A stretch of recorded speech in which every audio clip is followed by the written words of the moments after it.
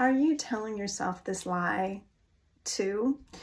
I was talking with a client yesterday and she was saying, I realized that what I used to do was I lied to myself and I would tell myself, I don't know. I don't know what I want. And she said, what I've come to discover through our work together is I do know what I want, but I protected myself by saying, I don't know. I don't know. I don't know what I want. Does that happen to you? Hello and welcome to Say Yes to You and Why You Don't. For women who are great, it's saying yes to others, but not always as great. It's saying yes to themselves. I'm Claudia Braun, mindset, lifestyle, and EFT coach for women ready to start saying yes to themselves. And I want to offer you a free download of the 7 healthy habits to really help you get your mind aligned so that you can start saying yes to yourself. So I'm really excited about this topic today because, like I said, after I had this conversation with my client, I realized how much that was so true for me as well. And I know it's true for so many women. At some point, and she and I were talking about this, about when did that start? She's like, I knew what I wanted when I was a little kid. But then there was that point when I started to suddenly not know what I wanted. And she said it was kind of like around at the time in her life when she was starting to just sort of doubt herself. They'd had a big move in her family and it shifted the trajectory of how she knew herself, and her insecurity kicked in. And then she started to go into, maybe I just don't know. And then decades later, now in her 50s, she's realizing how much I don't know what I want has still been operating for her. And now that she's on the other side, she realizes how much freed up she's become and how much more empowered she is to know what she wants. But I want to talk about this idea of you don't know what you want, because as she and I, discussed during our months of working together, and like I said, I know was true for me, is that is a lie that you learn, is that you don't know. And why does that lie get perpetuated? Why do you keep telling yourself that? So what I believe to be true is that underneath that is the fear of so many things. It's like underground, the roots are having their own system going on. On the surface, you see this, I don't know, but then underneath there's the roots and there's a whole ecosystem happening, which isn't so healthy. This internal, underground, submerged system that's saying, I don't know what I want. And code for, maybe I'm not good enough to get what I want. Feeling insecure about what you want. Feeling doubt about what you want. Maybe you won't get it. Humiliating yourself. Trying to get it. Other people watching you. What are they thinking? The judgment. There's so much of that internal story going on of, if you go for what you want, what may happen? I've heard it said that people are much more afraid of failing than they are of succeeding. And especially when something is out of your comfort zone. Creative projects can be one way that shows up. And we talked about in one of our podcasts together about, how the creative voice gets submerged. And I was talking with my ceramics teacher about that for so many little kids, that voice gets squelched, that there's one person who's the artist, whether it's in your family or the classroom or your community. And so then you, as the budding artist, take on that feeling of, well, they're the artist. That means I'm not. And so you walk around feeling like you're not that, even though inside you might have an inkling of, but I want to be that. And that's how that gets developed. That feeling of you want to try something new, you want to do something, or maybe you don't want to do something that somebody else has scripted you to do, and you feel like you can't say no to it because it's been given to you as that's who you are and that's what you're supposed to do.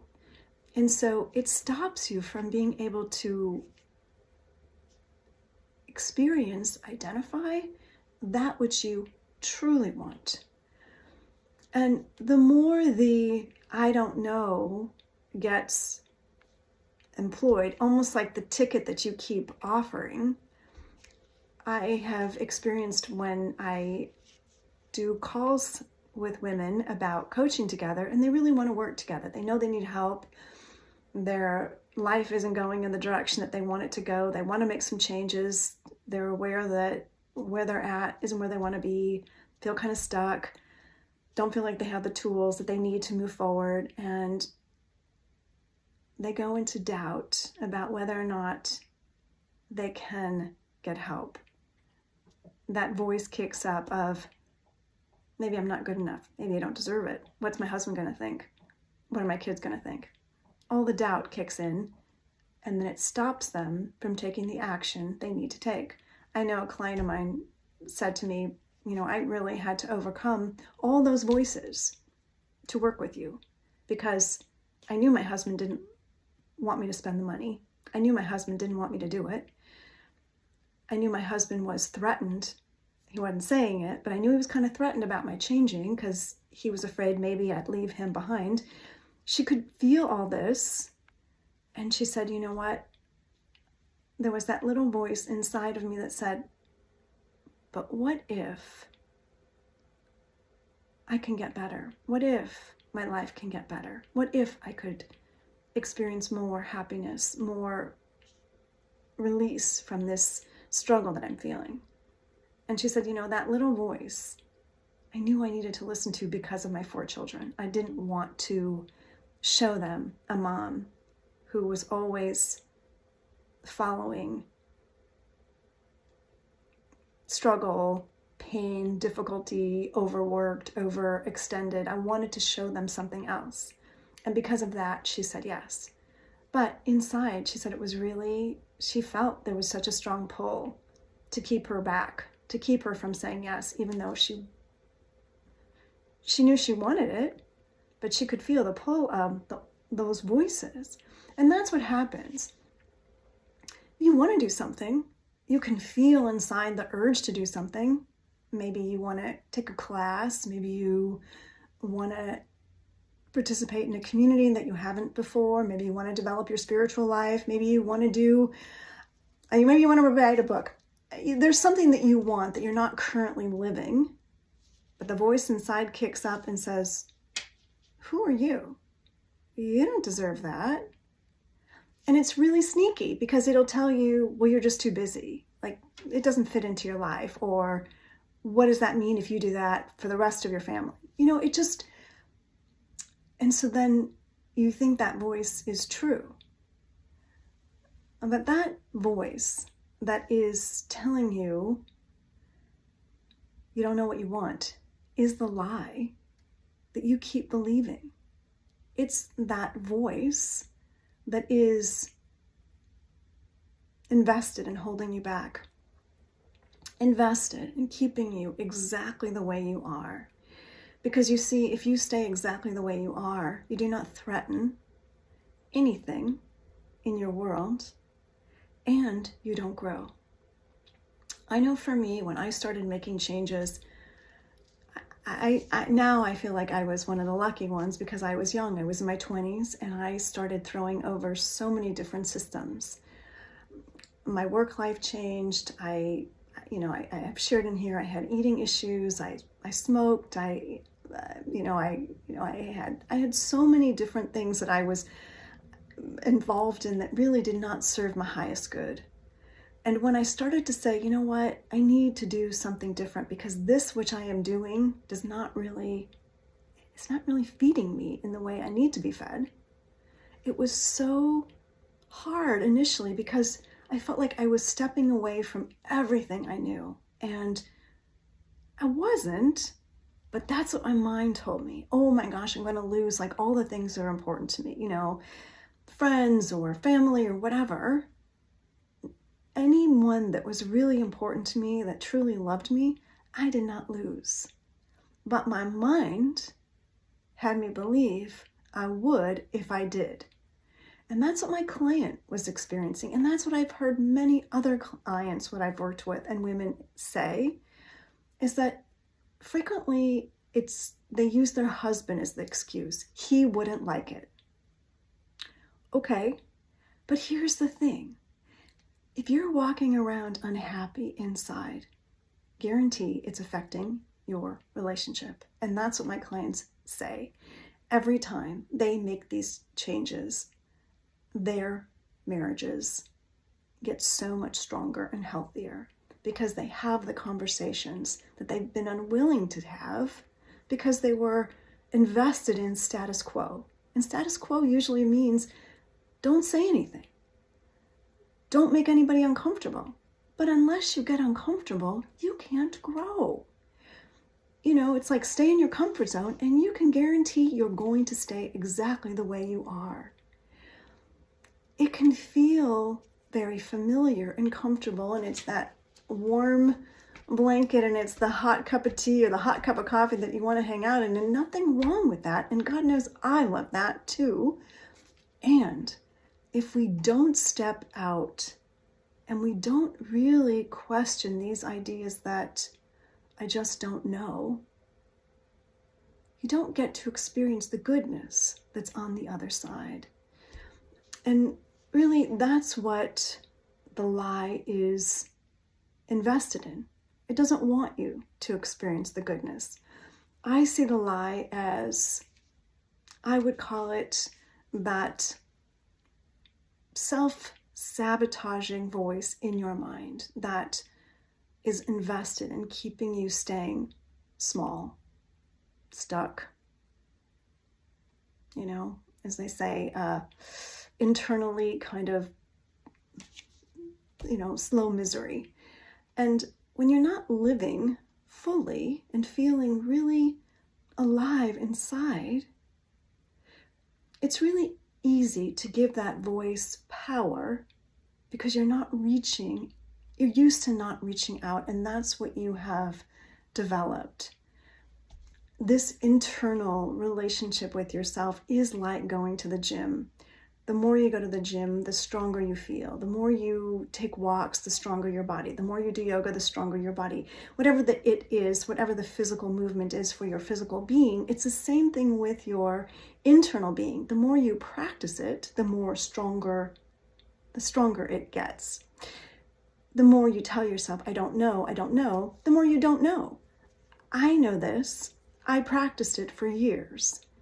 And then when I stopped practicing it and I had to realize, like my client did, I actually did know, it was freeing and also very scary. Because when you've been somebody who just goes along, whatever somebody else wants, you're like, okay, you start to have opinions and you start to say, you know what, no, I don't want to do that. But what I would like to do is this. And when people are not used to you being one who's vocal, has opinions, has desires, there's pushback. But that doesn't mean you're doing it wrong. It means you're starting to uncover your I do know. And today is about allowing yourself to know what you know. Know what you know. There's power in that. See how throughout your day you tell yourself, I just don't know. I don't know what I want. I don't know where to go. I don't know how to spend my time. I don't really I don't really know what I like to eat. I mean, how it shows up in your life. I don't know how I want to spend the next amount of time that I have. You get to discover this for yourself. It's not something somebody else can do for you. I am attempting to make plaster of Paris. Anybody who has any ideas or has success with this, I'm open. So I'm making this plaster of Paris for my clay process, and I had a major disaster over the weekend. It didn't go so great. And I was saying yesterday that I just want somebody else to do this for me. There's things like that I'm not going to. I'm committed to doing this. But I had that moment of like, this is really hard and it's not fun and then it's a big mess and painfully so. And sometimes it can feel like that with this inner stuff that can just feel, God, this is hard. Can't somebody else do this? And the truth is no, nobody else can do this. Nobody else can do this for you. That's the gift though, because in any process, when you really start owning, I do know, like my client, like myself, like other clients I have said, oh my gosh, my willingness to be doing this hard stuff has led me to being a better parent, being a better partner for my husband, being a better friend, being more authentic in my community, showing up in the classroom, whatever it is, whatever your role is, you get better at it. And that's the lie of the I don't know, which says somehow you take away or you threaten those systems that are currently in place. And I know that to not be true. And that's the thing about these lies, is the more you believe them, the more you don't get to see what they're holding you back from. Staying small and staying in the status quo is a comfort, familiar, and it's something you can count on. And when you're willing to explore, maybe you do know. And what is it that you do know? And what is it that you do want that you're not allowing yourself to give voice to? Because that's what you want to discover this week. This is your opportunity as you look at the week ahead, asking yourself, what do I do now? And what am I not allowing myself to give voice to? Because as we are going into this, spring season of, I think of spring as a time of renewal and a time of growth. All you have to do is look around and see all the budding trees and flowers, and that budding is happening in you as well. And if it continues to just feel like consistent winter inside because you're not allowing these desires, these budding feelings develop, blossom, you start to feel kind of like the winter, kind of flat, kind of just with potential, but not fully experienced. And you, my friend, deserve so much more than that. And I know it is in your knowing for yourself that you awaken to who you truly are and to who the world really needs at this time. So I want to thank you for being here, and I want to thank you for being a part of my community. And as always, your comments mean so much to me, so I'd love to hear how this is operating in your life, what you discover, what you know about yourself that you didn't know before, or where you tell yourself you don't know and you're starting to realize you do know. I'd love to hear where the cracks are and they're starting to open for you. And if this is having meaning for you, I would really appreciate your sharing with those you know who also are ready to start saying yes to themselves. And do take advantage of the healthy habits for the mind shift that you can begin to make to really start more easily saying yes to yourself as you daily begin to shift your mind and your thoughts. Thank you for being with me today on Say Yes to You. I am Claudia Braun, Mindset, Lifestyle, and EFT Coach. I look forward to being with you next week. Bye, my friend.